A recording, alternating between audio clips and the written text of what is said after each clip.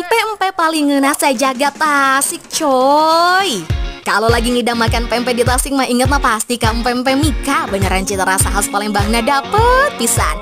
Tahu nggak sih, sekarang kalian bisa makan pempek sambil ngafe di Mika Cafe. Tempatnya luas dan nyaman deh buat nongki asik. Udah full AC dan terang ya vibes-nya. Ada ruangan VIP juga loh di lantai 2, bisa buat meeting ya. Rekomen pempek campur isiannya kapal selam ini ada lenjer kulit dan tahu. Wangi ikannya dapet deh.